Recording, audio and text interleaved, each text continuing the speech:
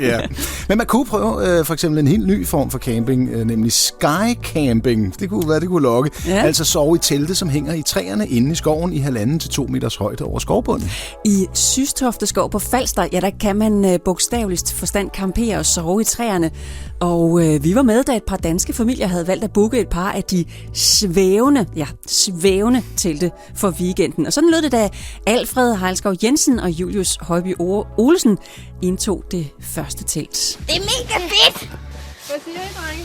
Det er så fedt! Må jeg lige kigge?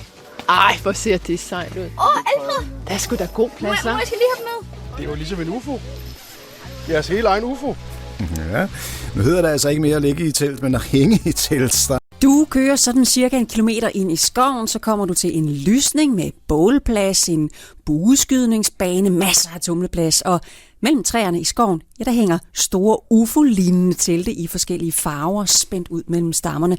Det er det, der hedder skycamping, og det foregår i Systofte Skov på Falster, og det er den nyeste skud på stammen for naturglade familier, der har brug for en lille anderledes pause i hverdagen. Og i fredags, der mødte reporter Lise Vibeke Læsø Olsen nogle af dem, der havde booket sig ind for weekenden.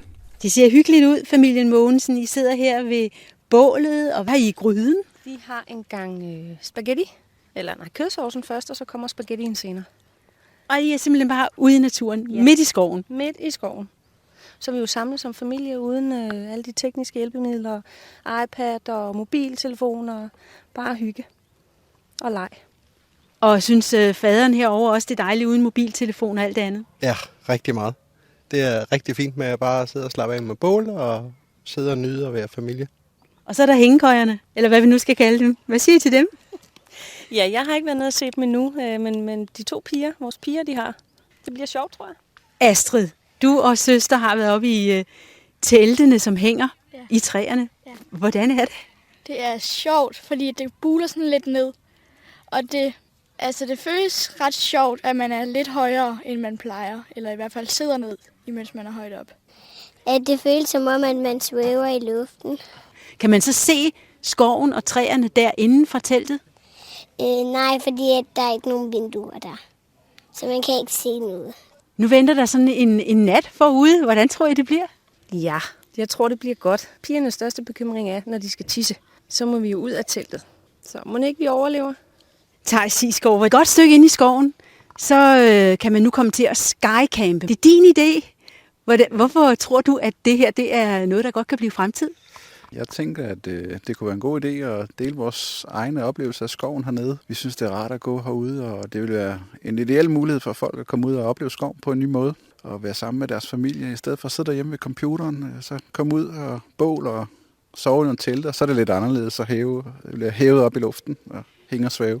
Du har prøvet det. Kan man mærke, at man hænger og svæver? Ja, det kan man sagtens. Det er lidt ligesom en hængekøje. Man kan sige, at teltbunden den er inddelt i 3 rum, som svarer til sådan 3 køjer, der er så syet sammen. Så det er lidt som at ligge i en køje, men man ligger ikke så bananagtigt som i en køje. Man ligger bedre end en køje, kan man sige. Og så kan man sådan lulle sig i søvn der? Ja, det er dejligt at høre vinden i træerne og fuglene uler og så videre. Så det er en speciel oplevelse, må man sige.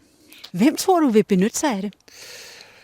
Hovedsageligt børnefamilier, som måske ikke er de store friluftsentusiaster, men som ikke har udstyr til det. Vi stiller jo alt udstyr til råde, bålgryder og tallerkener og alt, hvad man skal bruge, og hænger teltet op, så det er jo dejligt nemt at komme i gang og komme ud og nyde det. Så.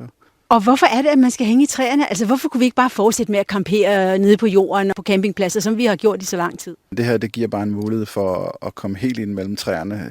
Normalt, hvis du camperer på jorden, så har du ikke træer lige omkring dig, og det er et andet rum. Bare det, du går 10-15 meter ind mellem træerne, hvor man normalt ikke går, så er det et helt andet scenarie, en helt anden oplevelse. Læg og kig op i de træer, du er spændt op i, er en speciel oplevelse, ikke? Julius Alfred, hvad tænker I om, at I skal sove her i nat? Jeg har det helt fint med det. Det bliver nok helt sikkert rigtig sjovt.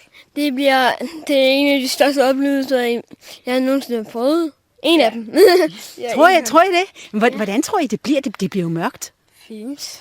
Ja, jeg har det helt okay med det. Vi har nogle lommelygter med os. Så. Ja, og jeg har min telefon, og det har jeg noget, som der kan lyse med. Ja, det er rigtig sjovt. Ja. Og sov godt i nat. Ja. I jeres hængekøje-telt. Ja. Skulle du have lyst til at hænge ud i træerne, så kan du booke telt og læse mere på den hjemmeside, der hedder treelife.dk/skycamp. Og så tænker jeg, Dennis, altså sådan et sove i telt oppe i træerne om natten, det er ikke for 40 plus nattisserne, vel? Det kunne vel klares med en strategisk placeret lille lynlås.